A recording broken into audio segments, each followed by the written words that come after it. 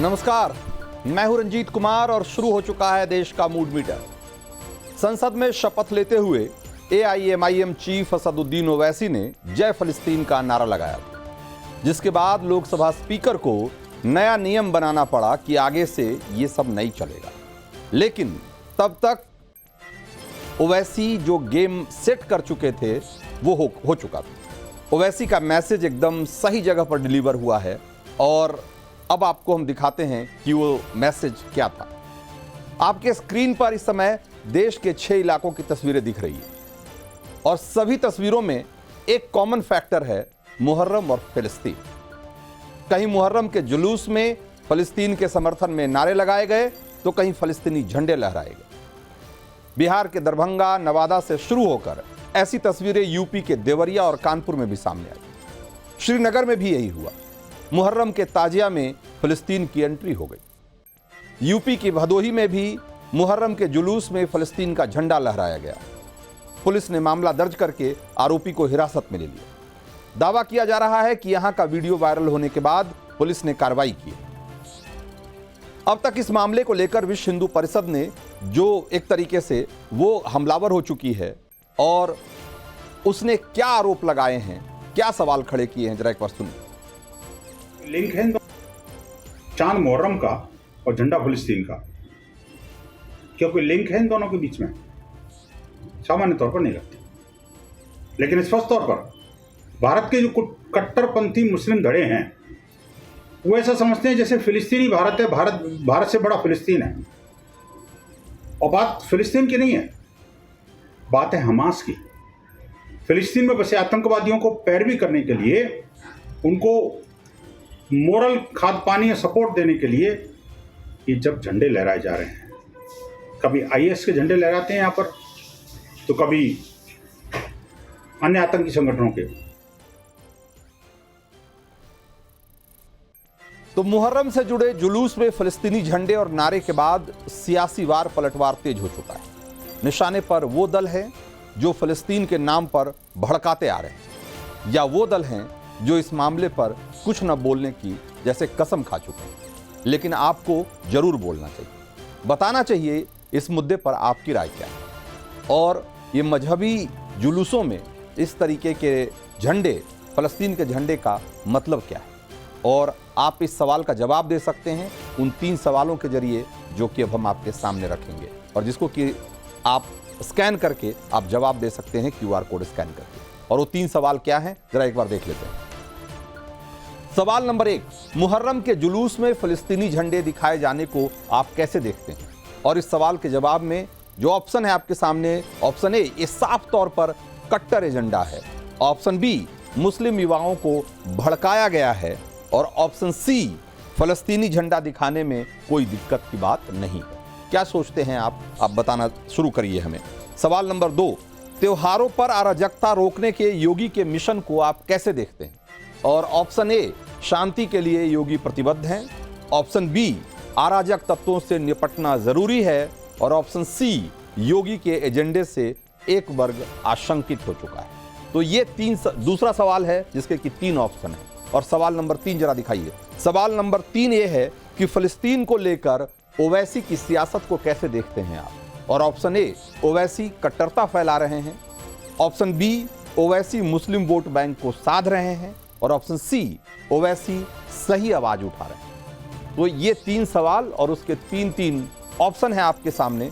जवाब आपको देना है और जवाब कैसे देना है ये आपको अच्छी तरह पता है कि आपके सामने जो QR कोड स्क्रीन पे दिखाई दे रहा है, इसको जैसे ही आप स्कैन करेंगे आपके सामने सवालों की, इन्हीं 3 सवालों की लिस्ट खुलेगी और उसमें अपना जवाब भरने के बाद आपको सबमिट करना है। आखिर में अपनी डिटेल जरूर भरनी है आपको, क्योंकि उसी के आधार पे हर रोज हम 4 लकी वोटर का भी चुनाव करते हैं।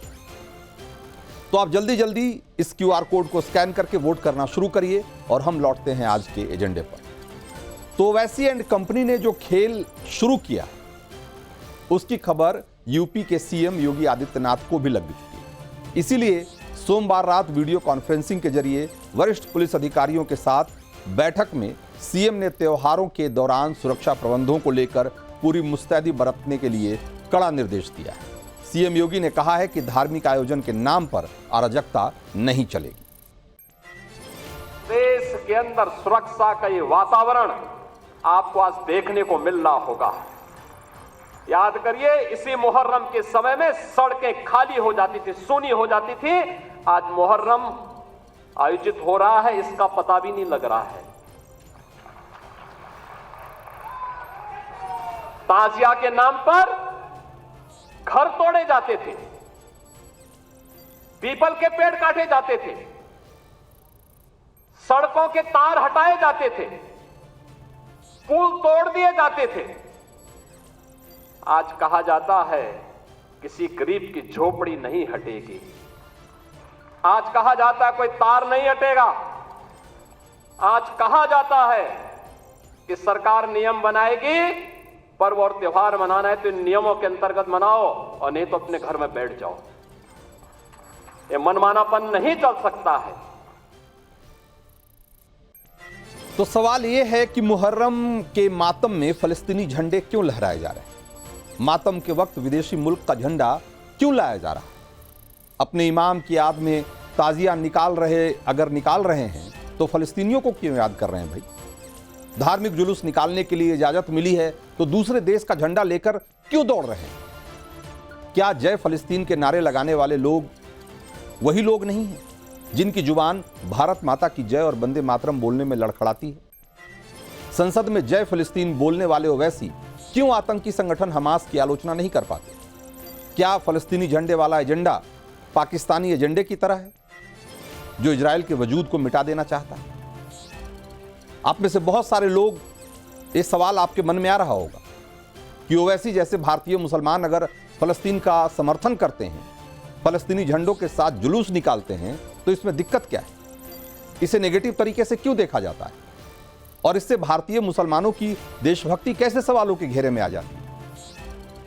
तो आपको जानना चाहिए कि असल में ओवैसी और उसके जैसे भारतीय मुसलमान जो फलस्तीन का समर्थन करते हैं वो एक पैन इस्लामिक आइडियोलॉजी से प्रभावित है, जो ये मानता है कि अटलांटिक के तट से लेकर मलक्का स्ट्रेट तक के सारे मुसलमान एक अटूट कड़ी में जुड़े हुए हैं जिसे उम्मा कहते हैं। इस पैन इस्लामिक मूवमेंट का मकसद दुनिया में एक ऐसी सत्ता की स्थापना करना है जिसके अधीन दुनिया के सारे मुसलमान हों और जिसका मुखिया एक खलीफा हो।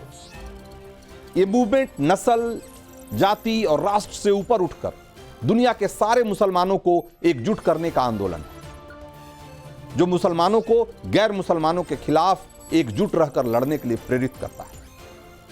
फलस्तीन का समर्थन इसी पैन इस्लामिक विचारधारा से पैदा हुआ। मैंने जितनी बातें कही है उसे मैं कुछ उदाहरण के जरिए भी समझाना चाहता हूं आपको। ओवैसी जैसे भारत के मुसलमान फलस्तीन का समर्थन इसलिए नहीं करते कि वो जनता के संघर्ष और आजादी के समर्थक हैं और फलस्तीन इजराइल के खिलाफ अपनी राष्ट्रीय पहचान के लिए लड़ाई लड़ रहा है। वो फलस्तीन का समर्थन इसलिए करते हैं क्योंकि फलस्तीन के मुसलमानों की लड़ाई गैर मुसलमानों यानी कि यहूदियों से। अगर वो जन संघर्ष और आजादी के समर्थक होते तो तुर्की के कुर्दों के पक्ष में भी बोलते, जो अपने लिए अलग राष्ट्र कुर्दिस्तान के लिए लड़ रहे हैं, उसकी मांग कर रहे हैं। चूंकि यहां लड़ाई मुस्लिम बनाम मुस्लिम है, इसलिए यहां ओवैसी खामोश रहते हैं। अगर वो मानवीय आधार पर फलस्तीनियों के साथ हो रहे जुल्म के विरोधी होते तो अफगानिस्तान, पाकिस्तान से लेकर बांग्लादेश तक में अल्पसंख्यकों पर जो जुल्म और ज्यादती हो रही है उसके खिलाफ भी बोलते। लेकिन वो ऐसा कभी नहीं करेंगे जब उनकी सोच एक ऐसी विचारधारा से प्रेरित हो जो आपकी हर पहचान से ऊपर, यहां तक कि आपकी राष्ट्रीयता की पहचान से ऊपर भी आपकी मजहबी पहचान को रखता है। तो मन में सवाल और तो उठेंगे ही, आशंका तो होगी। अब फलस्तीन का फिक्र जो फिक्र कर रहे हैं लोग, उनके लिए एक बात और बता देना चाहता हूं। ये बिल्कुल ताजा खबर है कि मुश्किल से घिरे फिलिस्तीनी बच्चों और महिलाओं के लिए, बुजुर्गों के लिए भारत ने मदद का हाथ बढ़ाया, जिसके लिए खुद फिलिस्तीन के दूतावास ने भारत को थैंक यू कहा है। भारत ने $2.5 मिलियन की मदद की, लेकिन इस मदद पर न ओवैसी कुछ बोलेंगे और न ही ताजिए में भारत के जयकारे के नारे लगाए जाएंगे, क्योंकि यहां एजेंडा मजहब के नाम पर लोगों को भड़काना है। इसीलिए आज ओवैसी और ओवैसी का समर्थन करने वाले वो सारे लोग सवालों के घेरे में हैं जो मुहर्रम के मौके पे फलस्तीन का झंडा लेकर घूम रहे हैं। आज इस बहस में चर्चा करने के लिए हमारे साथ 4 खास मेहमान हैं। सिद्धार्थ यादव हैं, बीजेपी के प्रवक्ता हैं। ममता काले, पॉलिटिकल एनालिस्ट हैं।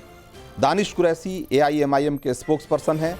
और हाफिज नूर अहमद अजहरी, इस्लामिक स्कॉलर के तौर पर हमारे साथ मौजूद हैं। दानिश कुरैशी भाई, मामला मुहर्रम का है और मुहर्रम के जुलूस में फलस्तीन का झंडा क्यों फहराया, क्यों लहराया जाना चाहिए भाई? एक जो मजहबी कार्यक्रम है उसमें उसको पॉलिटिकल बनाने की कोशिश क्यों की जा रही?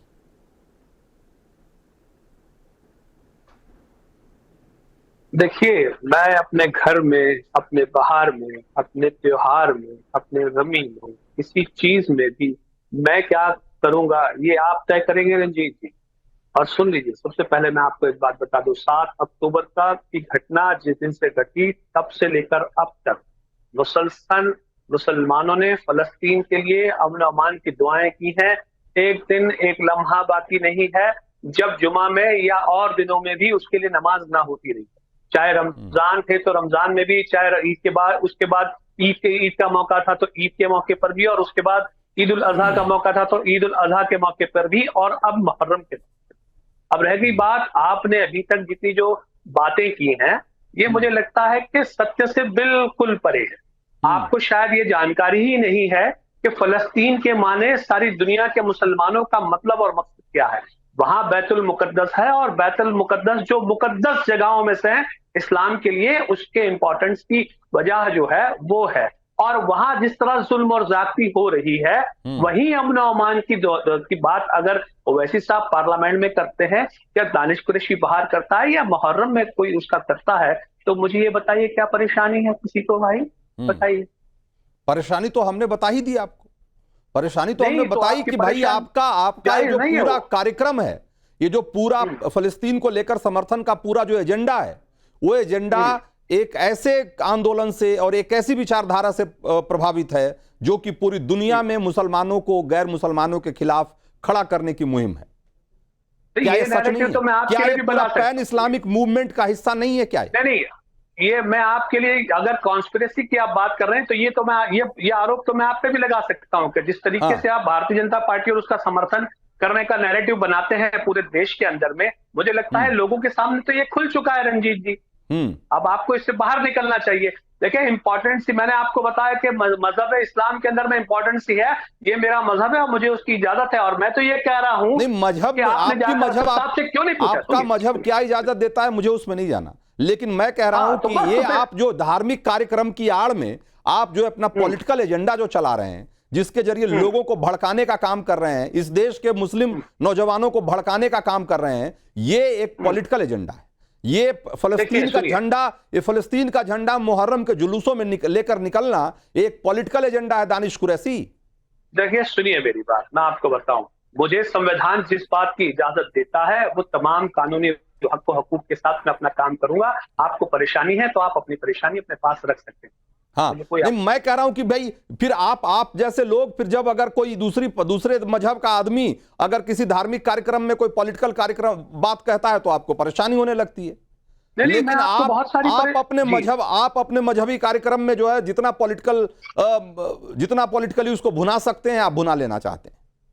नहीं, मैं आपको बताऊं, इससे भी ज्यादा इंपॉर्टेंट है। आप देखिए, ये देख रहे हैं आप, ये वीडियो देख रहे हैं आप, ये एक मस्जिद का वीडियो है, ये कोल्हापुर के अंदर में तोड़ी गई। चलिए लाइए, बताइए ये क्या हो रहा है देश में, ये क्या हो रहा है? इस पे बहस कर पाएंगे रंजीत जी? नहीं कर पाएंगे। इसका समर्थन कौन कर रहा है यहाँ? दानिश कुरैशी इसका समर्थन कौन कर रहा है? इसका समर्थन कौन कर रहा है? दानिश कुरैशी इसका समर्थन कौन कर रहा है? लेकिन आप जैसे लोग क्या हमास ने जो किया उसका विरोध कर पाएंगे? क्या आप जैसे लोग हमास के खिलाफ बोल पाएंगे? ज्यादती हो रही है बच्चों के और औरतों के साथ में, उसको झंडे को लेकर इतनी आपत्ति जता रहे हैं, और दूसरी तरफ ये भारतीय जनता पार्टी और उसकी भगिनी पार्टियों की संस्था की सत्ता वहां पर है, और वहां इस तरह का नंगा नाच है, संविधान का हनन हो रहा है, उस पर आप नहीं बोल पाते। नहीं तो आप बोलिए ना, हम आपके साथ खड़े होंगे। आप कौन नहीं बोलने के लिए? भाई सवाल है, एक मिनट, मैंने क्या, मैंने जो जो आप कोल्हापुर की जो तस्वीर बाहर। दिखा रहे हैं, क्या मैंने उसका समर्थन जी। किया?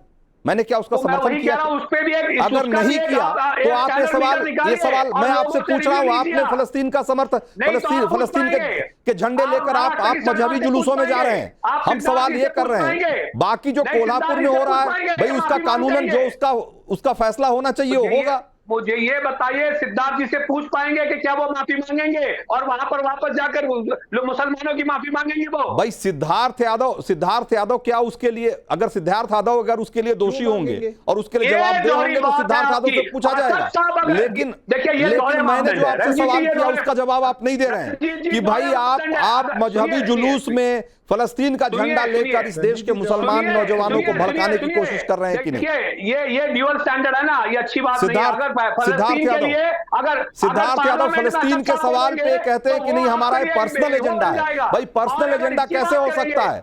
अगर किसी दूसरे देश का झंडा लेकर घूमना इस देश में क्या पर्सनल एजेंडा हो जाएगा? कल पाकिस्तान का झंडा लेकर घूमेंगे और कहेंगे कि ये मेरा पर्सनल एजेंडा है। देखिए रंजीत जी, मैं पहले तो आग्रह करूंगा दानिश जी को, मैं आपके बीच में बिल्कुल कुछ नहीं बोला था, आप भी मत बोलिएगा, उनको समझ में कम आएगा, इसलिए रंजीत जी आग्रह आपसे है कि अगर आवश्यकता रहे तो उनको आप म्यूट रखिएगा। देखिए समस्या ये है, उन्होंने क्या कहा, उन्होंने कहा क्या दिक्कत हो गई अगर हमने झंडा लेके घूम लिए तो? मैं आपसे पूछता हूं कितने मुहर्रम के प्रोसेशन निकले, और दानिश कुरैशी तो बहुतों में गए होंगे, इनकी तो पार्टी की सत्ता ही उस चीज से चल रही है जिसमें भारत का झंडा लेके निकले थे आप। अरे भारतीय भी हैं या नहीं है, या सब कुछ मजहबी है? एक बार जाकर के पूछिए, आप पहले मजहबी हैं या भारतीय हैं? अगर आप भारतीय हैं तो क्यों नहीं आपके मुहर्रम के आपके जुलूस में भारत का झंडा भी एक बार हो सकता था, पर वो कभी नहीं हुआ। फिलिस्तीन का झंडा जरूर होगा। अगर आपके नेता को सदन में खड़े होकर के शपथ लेनी है तो जो असदुद्दीन ओवैसी भारत माता की जय नहीं बोल सकता, जो ये पूछता है कि संविधान में कहां लिखा है कि मैं भारत माता की जय बोलूं, वो जय फिलिस्तीन बोल सकता है। ये संविधान में कहां लिखा है कि जय फिलिस्तीन कहां बोलेंगे? ये कौन तय करेगा? और इसीलिए अब दानिश कुरैशी, मेरे को पता है आप बहुत बिलबिलाएंगे, मुझे पता है आप बहुत बिलबिलाएंगे, पर ये आप लोगों की सच्चाई है, क्योंकि ये नैरेटिव बिल्डिंग का काम जो आप लोग करते हैं देश भर के अंदर, ये आप लोग जब भी एक्सपोज होते हैं तो आपके साथ होता है। मैं रंजीत जी ऐसे बात नहीं कर सकता, या तो आप इनको शांत करवाइए या इनको बुलवाइए। दानिश कुरैशी, आप सिद्धार्थ को आपने कहा ना कि सिद्धार्थ से जवाब मांगा था आपने, सिद्धार्थ को बोलने दीजिए ना, एक मिनट धैर्य रख लीजिए, सुन लीजिए। हाँ सिद्धार्थ आप बोलिए। हाँ सुनिए, भाषा की मर्यादा नहीं रखेंगे तो फिर मैं रंजीत जी अपनी बात रखूं, मैं पूरी हाँ बिल्कुल रखिए, आपकी आवाज आ रही है। हाँ अरे आपके मैं बिल्कुल सुनिए, अब सुन लीजिए, बात को सुन लीजिए दानिश कुरैशी जी। आपके बड़े नेता जब सदन में खड़े होकर के जय फिलिस्तीन बोलते हैं, मुझे बताइए संविधान के कौन से पन्ने पे लिखा है कि कहा जा सकता है? कहां लिखा है? भारत माता की जय बोलने के लिए तो सारे कानून है, और यही आप लोग का एजेंडा और नैरेटिव है, और यही नैरेटिव आप लोग देश भर में बनाने का काम करते हैं। और इसीलिए रंजीत जी, ये जो पैन इंडिया मूवमेंट नहीं, पैन ग्लोबल मूवमेंट जो इनकी है, जिस पैन ग्लोबल मूवमेंट में कि मजहब सबसे बड़ा, देश पीछे छूट सकता है, भारत पीछे छूट सकता है, भारत का कोई स्टैंड पीछे छूट सकता है, उसके लिए हर चीज जस्टिफाई की जाएगी। अब मजहब के नाम पे हमास भी जस्टिफाई किया जाएगा, और मजहब के नाम पर आतंकी जो भारत देश में घुसते हैं उनको भी जस्टिफाई किया जाएगा। इस बात से दिक्कत है, किसी को दिक्कत नहीं है आपके प्रोसेशन। हाँ, दानिश कुरैशी, दिक्कत नहीं। अब इसका जवाब दीजिए। अब ये दो सवाल आपके लिए है। पहली बात तो ये कि भाई जब फलस्तीन का झंडा लेकर घूम सकते थे तो तिरंगे का तिरंगा भी लेकर घूमना चाहिए था, तिरंगा तो नहीं लेकर घूम रहे, पहली बात। और वो पर्सनल आपके लिए नहीं है। और दूसरी बात है कि अगर कोई फलस्तीन का झंडा लेकर उसको घूम रहा है अगर मजहबी कार्यक्रम में, और उसको आप पर्सनल बता देंगे, कल कोई पाकिस्तान का झंडा लेकर घूमने लगेगा, कहिएगा कि ये भी पर्सनल है हमारा। नहीं मैं आपको बताऊं, सबसे पहले तो मैंने आपके थ्रू जो सवाल पूछा था भारतीय जनता पार्टी के प्रवक्ता ने उसका जवाब नहीं दिया। मैंने उससे पूछा था कि कोल्हापुर की मस्जिद के लिए क्या स्टैंड है, उसका उनके पास कोई जवाब नहीं था। रह गई बात भारत के झंडे की, तो अब इनके पास देखिए, अब इंटरप्ट मत करिए सिद्धार्थ भाई, इंटरप्ट मत करिए सिद्धार्थ जी, इंटरप्ट मत करिए। अब सवाल ये है कि इन्होंने बात पूछी झंडे की। अब इनके पास जानकारी का अभाव है कि बैरिस्टर असदुद्दीन ओवैसी साहब के हाथ में झंडा नहीं देखा, या उनको 15 अगस्त के दिन झंडा करते नहीं देखा, या 26 जनवरी को नहीं देखा, तो वो नहीं देखा तो वो उनका प्रॉब्लम है। अब दरअसल दानिश कुरैशी, यहाँ मुहर्रम के जुलूस की बात हो रही है, मुहर्रम के जुलूस की बात हो रही है, 15 अगस्त और 26 जनवरी की बात नहीं हो रही है। आपने मुहर्रम के जुलूस में आपने फिलिस्तीनी झंडे को जस्टिफाई किया है कहकर कि ये हमारा पर्सनल मामला है। भाई पर्सनल मामला कैसे हो सकता है जब आप पब्लिक प्लेस पे निकल रहे हैं, आप सड़कों पे निकल रहे हैं, आपका पर्सनल मामला है, आप घर में आप अपना पर्सनल मामला सलटाइए। आप जब सड़क पे निकल रहे हैं तो आपका पर्सनल मामला नहीं रहेगा ना। नहीं, क्या पाबंदी है बताइए। और इसी पार्लियामेंट के अंदर में सिद्धार्थ भाई से ये पूछ लीजिए कि अगर एक member of parliament Bharatiya Janata party का ये कहता है कि हिंदू राष्ट्र का क्या नारा बुलाता है, तो क्या देश हिंदू राष्ट्र है? मैं आपसे पूछता हूं रंजीत जी, देश हिंदू राष्ट्र है? भाई मैंने जो सवाल आपसे कर रहा हूं, बात सिर्फ फलस्तीनी झंडे की है और फलस्तीन जय फलस्तीन कहने पर है कि भाई जो लोग भारत माता की जय नहीं कह पाते, एक मिनट दानिश कुरैशी, जो लोग भारत माता की जय नहीं कह पाते वो कितनी आसानी से जय फलस्तीन कहते हैं, वो कितने हौसले के साथ जय फलस्तीन कहते हैं। ये सवाल तो है ही ना, इसका क्या जवाब है? आप अपने अल्फाज मेरे मुंह में नहीं डालेंगे ना। मुझे भारत की विशालता किस तरह बयान करनी है ये मैं करूंगा, आप थोड़ी करेंगे। नहीं, मैं जो पूछ रहा हूं उसका जवाब दीजिए दानिश कुरैशी। जो असदुद्दीन ओवैसी और उनके जैसे तमाम लोग जो कि भारत माता की जय नहीं कह पाते वो जय फलस्तीन कहते हैं, तो क्या उनकी निष्ठा पे सवाल नहीं उठेगा क्या? नहीं, बिल्कुल सवाल नहीं उठेगा। देखिए देश भारत क्यों नहीं उठेगा, यही तो पूछ रहा हूं मैं। हाँ, तो मैं उसी का जवाब दे रहा हूं, आप सुन लीजिए। देखिए भारत की विशालता बयान करने के लिए आपका तर्क, आपका तरीका अलग है, मेरा तर्क, मेरा तरीका अलग है। मैं भारत को कैसे विशाल बयान करूं अपने अल्फाजों में, अपनी जहन में, अपनी सोच में, ये मेरा तरीका है। आप जबरदस्ती मुझसे बोलेंगे कि आपको इस तरीके से बोलना है, तो हम क्यों बोलेंगे भाई? लागू क्यों नहीं? भारत महान है, ये सारी दुनिया को जानती है, इसमें कोई दो राय करने की जरूरत नहीं है। लेकिन फलस्तीन का झंडा लेकर भारत महान कौन बोलता है भाई? भारत महान बोलने के लिए भारत का झंडा हाथ में चाहिए होगा ना। भारत महान बोलने के लिए भारत का झंडा चाहिए। यहां फलस्तीन के झंडे लेकर आप घूम रहे हैं और कह रहे हैं कि हम भारत महान बता रहे हैं। अच्छा सुनिए, मैं आपको एक बात बताता हूं।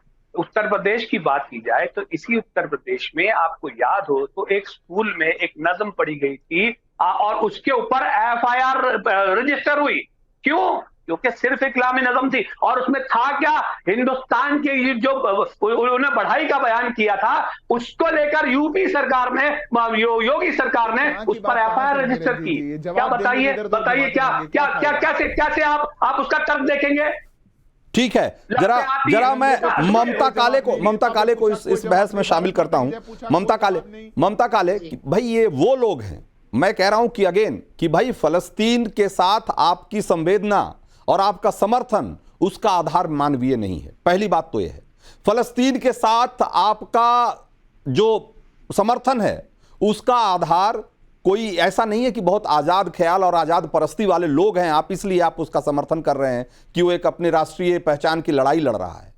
आप सिर्फ इसलिए उसका समर्थन करते हैं क्योंकि आप एक पैन इस्लामिक मूवमेंट और एक पैन इस्लामिक सोच से और विचारधारा से प्रभावित लोग हैं जो कि पूरी दुनिया में इस्लाम की सत्ता स्थापित करना चाहते हैं, खलीफा का राज स्थापित करना चाहते हैं। और ये लोग इसीलिए यहां भारत माता की जय बोलने में इनकी जुबान लड़खड़ाती है और वहां फलस्तीन के झंडे लेकर घूम रहे हैं। जी रंजीत जी बहुत बहुत धन्यवाद। सबसे पहले पूरे देश को यह समझने की आवश्यकता है कि जिन महान नेताजी के बारे में हम बात कर रहे हैं मिस्टर ओवैसी, उनकी जो सोच है वो राष्ट्रभक्ति वाली कभी रही नहीं है। आप बोल रहे थे कि पाकिस्तान के झंडे, मैं आपको बताती हूं ओवैसी साहब के मंच पर जय पाकिस्तान के नारे लगे हैं। जब मिस्टर ओवैसी मंच पर थे तब जय पाकिस्तान भारत की भूमि में बोला गया। अब ये है सच्चाई मिस्टर ओवैसी की। दूसरी बात, ये वही लोग हैं ना जो 15 करोड़ और 100 करोड़ की बातें किया करते थे। हम 15 करोड़ को 15 मिनट के लिए पुलिस दे दो और 100 करोड़ लोगों को हम ऐसे निकाल के फेंक देंगे। तीसरी बात, अब मैं आती हूं इस विषय पर, फिलिस्तीन के झंडे वाली बात पर। फिलिस्तीन का झंडा जब मिस्टर ओवैसी ने संसद में फहलाया, जब जय फिलिस्तीन इन्होंने संसद के अंदर बोला, तो मुझे लगता है हैदराबाद के लोगों को इनसे यह पूछना चाहिए था कि बंधुवर चुनाव कहां से लड़े हो? फिलिस्तीन में लड़े थे कि भारत में लड़े थे? भारत की जनता ने बनाया माननीय सांसद कि फिलिस्तीनियों ने बनाया माननीय सांसद? जिस देश का खाते हो, जिस देश ने तुम्हें इतनी बड़ी पहचान दी है, उसी देश की जड़ को खोदने की कोशिश कर रहे हो। यह शर्मनाक नहीं है क्या? इस विषय पर बात नहीं होनी चाहिए? और अब जहां तक एक झंडे की बात है, यह भी समझना बहुत आवश्यक है कि मां भारती की जय बोलना और मां भारती का झंडा मैंने तो कभी भी आज तक इनके हाथों में देखा नहीं है। और क्यों नहीं देखा है? क्योंकि ये वो लोग हैं जिनका दिल कभी भी इस देश के लिए नहीं धड़का, जिन्होंने कभी भी इस देश के लिए काम नहीं किया है, और आज ये अर्थ का अनर्थ की बात कर रहे हैं, ये इनके प्रवक्ता आकर के कह रहे हैं ये हमारा पर्सनल मैटर है। अरे भैया, कैसे पर्सनल मैटर है? इस देश के अंदर माननीय सांसद बनाए यहाँ की जनता, इस देश की संसद में आप चले जाओ, इस देश की सड़कों पर आप अपना मुहर्रम लेकर के निकलो और वहां पर फिलिस्तीन के झंडे लेकर लहराओ, तो ये पर्सनल मैटर हो गया आपका? कैसे पर्सनल मैटर हो गया भैया?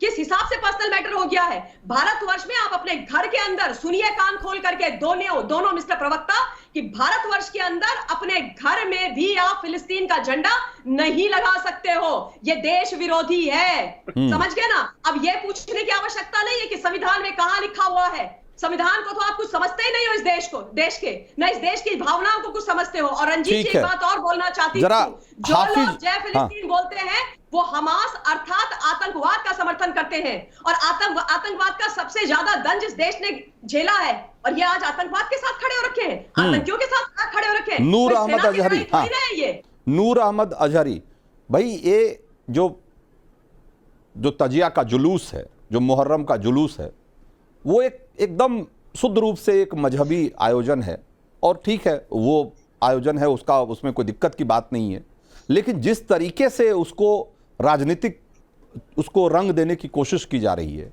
जिस तरीके से उसको हाईजैक करने की कोशिश की जा रही है, क्या आपको लगता है ये सही ट्रेंड है? पता नहीं आपको हाईजैक कैसे लग रहा है, इसको राजनीतिक रंग कौन दे रहा है, इसको आप अभी तक अपनी पूरी खिताब में आने शुरू से लेकर अब तक सुना है, आप वाज़ेह ही नहीं कर पाए। ये अलग बात है, मैं सबसे बाद में मैंने तीनों लोगों को सुना है, मुझे यकीन है कि मुझे ये लोग भी सुनेंगे। एक सबसे पहले आपने ये कहा कि हिंदू युवाओं को भड़काने की कोशिश की जा रही है। जी नहीं, हिंदू नहीं, मुस्लिम युवाओं को मैंने बोला, हिंदू युवाओं को। मुस्लिम देखिए हमने जब कहा था कि आरएसएस और उसकी जेली तंजीमें आए दिन मुसलमानों को निशाना बना के, कभी धर्मांतरण के नाम से, कभी लव जिहाद के नाम से, कभी घर वापसी के नाम से, जिस तरह से निशाना बनाते आए हैं, तब हिंदू समाज को हमारे खिलाफ भड़का रहे थे या नहीं? इस बात को आप मानेंगे या नहीं? हमारे खिलाफ वो भड़का रहे हैं। अगर ये जो फिलिस्तीन का झंडा जो आप दिखा रहे हो, ये हमारा समाज ये समझता है यहाँ का कि फिलिस्तीन भारत का दोस्त है, भारत फिलिस्तीन की कर रहा है, मदद कर रहा है, फिलिस्तीन के लोग मजलूम हैं, फिलिस्तीन के लोग मारे जा रहे हैं। तो अगर उन्होंने झंडा उठाया तो इसका मतलब देशद्रोही हो गए वो। इसका मतलब वो भारत का झंडा नहीं उठाते हैं। कल ही परसों 2-3 चैनलों पर मैं रहा हूं, और आपके चैनल पर भी मुझे दिखाया गया कि कुछ ऐसे लोग भी हैं जो भारत का झंडा उठा रहे हैं। आप बता रहे कि कोई भारत का झंडा उठाता ही नहीं है। वो जो मैडम बैठी है वो सीधे जैसे उनके दिमाग में जो आ जाएगा वो हमें कह दिया जाएगा। क्या संविधान क्या हत्यारे संविधान के? अब एक मिनट, अब आपकी बात आ गई ना। संविधान के हत्यारे भारतीय जनता पार्टी के लोग हैं। नूर अहमद अजहरी, संविधान के साथ नूर अहमद अजहरी, अब आपकी बात पूरी हो गई।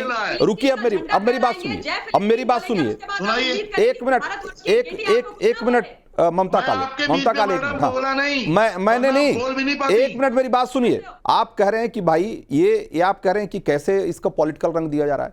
भाई जो मुहर्रम का जुलूस है, एक धार्मिक कार्यक्रम है ना अजहरी साहब, उसमें अगर फलस्तीन का झंडा क्यों, किस वजह से आप बताइए ना कि कहां लिखा हुआ है, या किस आपके मजहब में कहां ये बात लिखी हुई है कि कोई राजनीतिक झंडा लेकर घूमेगा उस कार्यक्रम में? तो राजनीतिक रंग और कैसे दिया जाता है? दूसरी बात है कि भाई मैं ये नहीं कह रहा हूं कि सारे मुसलमानों की देशभक्ति पे कोई सवाल है, लेकिन जो लोग फलस्तीन का झंडा उठाते हैं, जो जय फलस्तीन तो बोलते हैं, लेकिन भारत माता की जय बोलने में जिनकी जुबान लड़खड़ाती है, उनकी निष्ठा पर तो सवाल उठेंगे ना अजहरी साहब? उठेंगे कि नहीं उठेंगे? पहली बात तो ये है। और दूसरी बात नहीं होता क्या? आपके कहने से कुछ नहीं होता। अरे मेरे कहने से कुछ नहीं होता, लेकिन सवाल तो उठेंगे ना, उसका जवाब तो देना पड़ेगा ना आपको। सुनने वाली बात, मुसलमानों ने भारत को पसंद किया है, बाई चॉइस रहते हैं हम यहाँ पर, बाई चांस नहीं है हमारे लिए। सुन ले, अब आपने छेड़ा है तो आप ये कैसे कह सकते हैं कि मुसलमान अगर भारत माता की जय नहीं बोल रहा है तो मुसलमानों के प्रति देश के लिए कोई नफरत है? कैसे आप कह सकते हैं? भारत माता अपने एक मिनट नहीं, आपको आप भारत माता अपने माता को चेहरा आपने दे रखा है। का जवाब देना आप हाफिज नूर अहमदी, आप इसलिए कहते हैं कि आप हम जयकारे नहीं लगा सकते। 10 सेकंड मेरे को बोलने आप जयकारे नहीं लगा सकते, इसलिए भारत माता की जय नहीं कहते आप। लेकिन यहाँ जय फलस्तीन कह सकते हैं, फलस्तीन के लिए जयकारे लगा सकते हैं आप, फलस्तीन के लिए जयकारे लगा सकते हैं, लेकिन हिंदुस्तान के लिए जयकारे नहीं लगा सकते आप। आपने भारत माता को मजहब से जोड़ रखा है, वरना मुसलमान डंके कौन से मजहब से जोड़ा है भाई? ये भाई भारत माता की जय बोलना कौन सा मजहबी नारा है? कौन सा मजहबी नारा है? और जय फलस्तीन फिर जय मजहबी नारा क्यों नहीं है? करते हो दानिश कुरैशी, ये किस तरह का तर्क है भाई? ये किस तरह की दलील है कि भाई जय फलस्तीन कहना मजहबी नारा नहीं है, लेकिन जय हिंदुस्तान कहना, जो हिंदुस्तान की जय करना मजहबी हो जाएगा? मूर्ति बनाना क्या है? देखिए, अपना आपको जवाब दो रंजीत जी, सुनिए। भारत की जय, भारत की जय, भारत की जय, भारत की जय, भारत की जय, भारत की जय, भारत की जय, 1 लाख बार, 1 करोड़ बार भारत की जय बोलिए। अब क्या आपत्ति है आपको? बताइए, अब क्या आपत्ति है? नहीं तो भाई मैं तो यही तो कह रहा हूं कि हाफिज नूर अहमदी अभी तो कह रहे थे कि भाई हम इसको मजहब से जोड़ रखा है आपने, इसलिए हम नहीं बोलेंगे। जोड़ेंगे तो हम नहीं बोलेंगे, माता से जोड़ेंगे हम। आप भारत की जय, आप भारत माता की जय, आप भारत माता की जय जरा बोलिए ना। भारत की जय, भाई मैं कह रहा हूं भारत माता की जय बोलिए। हमारे भारत की जय, भारत की जय, भारत की जय। मैं फिर वही बात, भारत नहीं, मैं कह रहा हूं कि भारत माता की जय, माँ भारती की जय बोलिए ना आप। भारत की जय, भारत की जय। अरे साहब लीजिए, बोलिए आप। मैं कह रहा हूं कि भारत माता, मैंने शुरू से आपको कहा कि भारत माता की जय कहने में आपके जुबान लड़खड़ाती है, लेकिन आप फलस्तीन की जय करते हैं। आप क्यों नहीं भारत की जय बोलिए ना? क्यों जवान लड़खड़ा रही है? मैं तो 100 बार भारत की जय बोल सकता हूं, सवाल ये नहीं है। मैं कह रहा हूं आप क्यों नहीं बोल पाते? मैंने तो ये बोला कि भारत माता की जय आप क्यों नहीं बोलते? भारत माता की जय तो मैं 100 बार बोलने को तैयार हूं, आप बोलकर दिखाइए। भारत की जय, नूर अजहर साहब भी बोले भारत की जय, भारत की जय, कोई आपत्ति नहीं है। मैं कह रहा हूं दानिश कुरैशी, मैं भारत की जय भी बोल रहा हूं, भारत माता की जय भी बोल रहा हूं। आप भारत माता की जय बोल के दिखाओ। नहीं, हम नहीं बोलेंगे। हम क्यों बोलेंगे? हम नहीं बोलेंगे, हम भारत की जय बोलेंगे। हम भारत की जय बोलेंगे। लीजिए, हो गया। भारत बड़ा है, हमारे लिए भारत बड़ा है। क्यों भाई? मैं कह रहा हूं कि भारत माता कोई मजहबी शब्द है क्या? ये बताइए, भारत बड़ा है? माँ कोई मजहब से जुड़ा हुआ मसला है क्या? अरे भारत बड़ा है नहीं है, ये बताइए। भारत बड़ा है या नहीं आपके लिए? अब भारत बड़ा है या नहीं है? दानिश कुरैशी, माँ कोई मजहब, कौन सा ऐसा मजहब है जिसमें कि माँ नहीं होती? माँ तो सब सारे मजहब में होती है ना। भारत बड़ा है या नहीं है? भाई मैं तो कह रहा हूं मेरे तो भारत भी बड़ा है, सर्वोपरि है, मेरे लिए सर्वोपरि है। भारत भी बड़ा है, क्या बोल रहे हैं आप? भारत भी बड़ा भाई, मेरे लिए राष्ट्र भी सर्वोपरि है, माँ भी सर्वोपरि है। आपके लिए है कि नहीं? मैं तो पूछ रहा हूँ। आपत्ति नहीं है, उससे रखिए आप अपनी आपत्ति अपने पास रखिए। हम तो भारत की जय। सिद्धार्थ यादव अभी भी कह रहे हैं कि मैं क्यों बोलूं भारत माता की जय? मैं नहीं बोलूंगा। अच्छा, आप भारत की जय नहीं बोलेंगे? मैं तो बोल रहा हूं भाई, मैं भारत की जय 1 लाख बार बोल सकता हूं। सवाल मेरा नहीं है, सवाल आपका है ना कि आप नहीं बोल रहे। आपको नहीं, आपको प्रॉब्लम। अरे भारत की जय बोलने, मैं तो कह रहा हूं भारत की जय तो मैं बोल ही रहा हूं, भारत माता की जय भी बोल रहा हूं। मैं कह रहा हूं कि मेरे लिए राष्ट्र भी सर्वोपरि है और माँ भी सर्वोपरि है। आप बताइए ना, आप अपने बारे में बताइए कि आपकी जुबान क्यों लड़खड़ा रही है? आपको भारत की जय से आपत्ति क्यों है? सिद्धार्थ यादव, मैं रंजीत जी एक बार इनका ऑडियो डाउन करिए, मैं इनको जवाब देता हूं। अब इनको ये ऑडियो डाउन करिए। ये मोदी जी भारत शब्द और आप यहाँ कह रहे हैं भारत शब्द। अब सुनिए, अरे सुनिए, ये यहाँ पे मत करो, आतंक मत फैलाओ, बात को सुनो। यहाँ मैं कहता हूँ आपको, दंगा मत करवाओ। भारत बीजेपी का काम दंगा जिस भी सेंटेंस या जिस भी फ्रेज में आप जोड़ेंगे, मैं उसकी जय बोलने को तैयार। ये है देश का प्रेम, ये है भारत। आप भारत शब्द आ जाए और जय ना बोले और उस पर आप कहने लगे। देखिए रंजीत जी, ऐसे कैसे हो पाएगा? मैं किसी के बीच में नहीं बोल रहा हूँ, आप दूसरी बार नहीं बोल पाएंगे तो डिबेट में आने का फायदा क्या है? आप दानिश कुरैशी भी जरा सुन लीजिए 1 मिनट। हाँ देखिए, अब रंजीत जी, मैं आपको इनकी समस्या बता देता हूं। ये भारत माता की जय क्यों नहीं बोलते?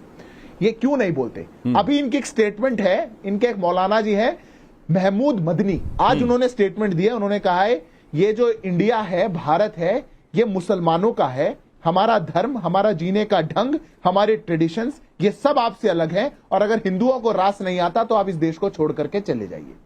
इसीलिए ये कह रहे हैं भारत की जय, क्योंकि भारत माता की जय बोलते ही इनको याद आ जाएगा कि इस देश की एक संस्कृति है, ये कब्जाया नहीं जा सकता, ये मुगलों का भारत नहीं है, इस भारत की एक संस्कृति, एक पुरातन संस्कृति, एक इतिहास रहा है, और उसकी ये जय नहीं बोल सकते, क्योंकि ये कब्जा करने के माइंडसेट वाले लोग हैं। और मैं सबके लिए नहीं बोल रहा हूं, ये असदुद्दीन ओवैसी पार्टी की बात है, ये उन कट्टरपंथियों की बात है जो खड़े होकर के ऐलान कर देते हैं तौरीक रजा जैसे कि मैं 22 लोगों का धर्म परिवर्तन करने जा रहा हूं और मैं 22 जुलाई को करूंगा, जो देश में ऐलान कर रहे हैं कि मैं सबको बदल करके उनका निकाह पढ़वाने का काम करूंगा। ये वो कट्टरपंथी की मानसिकता है। इसलिए जब पूछा जाए कि तिरंगा लेकर के क्यों नहीं निकले थे मुहर्रम में, तो जवाब नहीं है, पर फिलिस्तीन का झंडा अपने कंधों पर है। जब टीवी डिबेट में बैठ के बोल सकते हैं जय भारत, पर कभी असदुद्दीन ओवैसी पार्लियामेंट में खड़े होकर के शपथ लेते टाइम नहीं बोल पाएंगे। कितनी बार के सांसद है बताइए मुझे, कितनी बार शपथ ली है उन्होंने?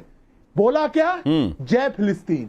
ये एजेंडा है, ये खुश करना है, एक नैरेटिव भरना है, दिमाग में एक वायरस डालना है, और देश के एक वर्ग को बताना है, कट्टरपंथी को, कि इस देश पे हक हमारा है, हम कब्जे से ले या कैसे ले ये हम जाने। और फिर मौलाना टीवी पे बैठ के क्या कह रहे हैं? हम तो बाई चॉइस रुके हैं।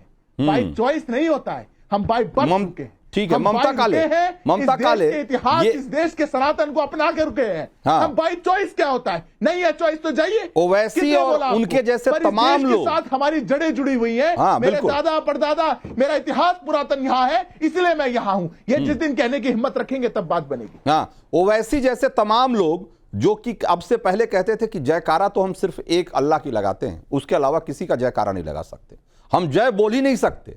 अब चूंकि जय फिलिस्तीन बोल दिया तो फंस गए। अब इनको अब भारत की जय भी बोलना पड़ रहा है। पता नहीं थोड़े दिन बाद अगर इसी तरीके से चले तो हो सकता है भारत माता की जय भी बोलना पड़ जाएगा इनको। जी रंजीत जी धन्यवाद। मुझे तब भी बहुत हंसी आ रही थी, भारत की जय, भारत की जय, भारत माता की जय बोलने में इनकी जुबान में दही क्यों जम जा रही थी समझ में नहीं आता है। आपको पता है ये जो ओवैसी जी के पूरा कुनबा है ना कुछ लोगों का, उन लोगों को एक्चुअली नारी और माता जैसे शब्दों से परेशानी नहीं, बड़ी तकलीफ है। ये वही लोग हैं जो फिलिस्तीन की जय बोलते हैं, हमासियों के लिए इनके दिल में दर्द है, लेकिन मेरे भारत के अंदर मेरी मुस्लिम बहनों के साथ ट्रिपल तलाक के नाम पर जो अन्याय अत्याचार होता रहा, और जब वो ट्रिपल तलाक देश के आदरणीय प्रधानमंत्री जी ने उनके भाई बनकर के हटाया तो इन्होंने छाती पीटनी शुरू कर दी। हाय हाय हाय हाय, ये क्या कर दिया, ये गलत हो गया, ये गलत हो गया, ये गलत हो गया।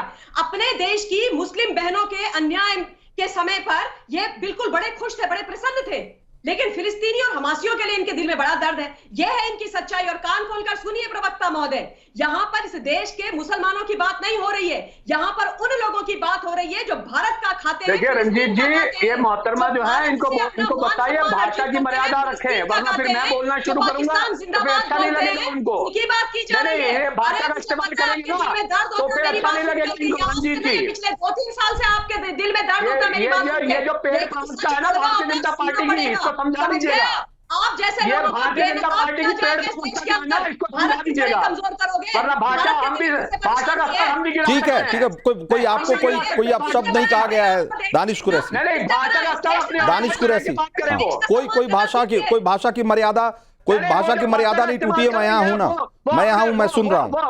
अपने संस्कार बता रही है और कुछ नहीं है। मैं भाषा की कोई मर्यादा नहीं टूटी है। मैंने इसको, मैं यहाँ हूं ना। दानिश कुरैशी धैर्य रखिए, कोई दिक्कत नहीं। हाँ, अगर वो भाषा की मर्यादा टूटेगी तो मैं टोकूंगा। मैं हूं यहाँ पे, धैर्य रखिए। हाँ,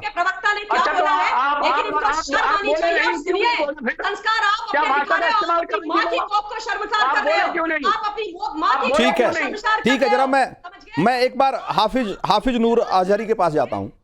अजहरी साहब, अभी तक तो जय एंटी इस्लामिक था, जय बोलना। अब आज जो है ये तय हो गया कि जय एंटी इस्लामिक नहीं रहा। देखिए पहली बात तो आप उस दिन मैं आपसे ये कहना चाहता हूँ कि दोनों लोग जो बैठे हैं इन लोगों से कहिए हमारे बीच में ना आए, जैसे हम इनके बीच में नहीं जाते हैं। इस चीज का ख्याल रखें, मर्यादा रखें, ताकि हम भी आपको बोलने दें। हाँ, ठीक बात। हाँ, अभी आपने कहा, अब बोलिए, आपकी बात आ गई। हाँ, सिद्धार्थ जी सुनिए, जैसे कहा कि आपने भी कहा कि जय जय का मतलब है जिंदाबाद। हमारे यहाँ जो हमने जो अपनी डिक्शनरी में देखा है, जय का मतलब है जिंदाबाद। तो जिंदाबाद कहने में हमें क्या एतराज होगा? आपकी डिक्शनरी में हम रोज भारत की जय हो, इसमें कहने में देखो रानी जा रहा है। देखिए आप फिर आप कहेंगे महिला आएंगे, फिर आप कहेंगे सम्मान आप कीजिए। ममता काले सम्मान आप कीजिए। अजहरी साहब को बोलने दीजिए। क्या बोला कि कोई बीच में ना बोले, बदतमीजी करने के लिए आते हैं ये लोग। मैं तो अपने शब्दों की गरिमा को कभी नहीं ममता जी औकात में रहिए, औकात में अभी सिद्धार्थ औकात में रहिए, औकात में। ठीक है, एक मिनट अजहरी साहब, यहाँ औकात दिखाने के लिए आप नहीं आते हो। एक मिनट अजहरी साहब 1 मिनट। ममता काले आप चुप रहिए, मैं बात कर लेता हूँ। अजहरी साहब, किसी की औकात दिखाने का काम यहाँ नहीं होता, ठीक है ना। यहाँ हम सम्मान से एक मुद्दे पे बहस करने के लिए आते हैं और एक दूसरे का सम्मान भी करते हैं, ठीक है ना। यहाँ औकात दिखाने का काम नहीं होता है। अगर औकात दिखाना हो तो कहीं और जाया करें। अब आगे, हाँ, आप अपनी बात पूरी करिए। नहीं चलेगा, आप ममता काले बोलेंगे तो आप चुप रहेंगे। खामखा का मुद्दा क्यों बना रहे हैं दानिश कुरैशी? मैंने आपको भी बोलने का समय दिया और नूर अहमदी को भी दिया है बोलने का समय। जब आप अपने समय का इस्तेमाल आप कैसे करते हैं वो आपको तय करना है, ये आपको तय करना है।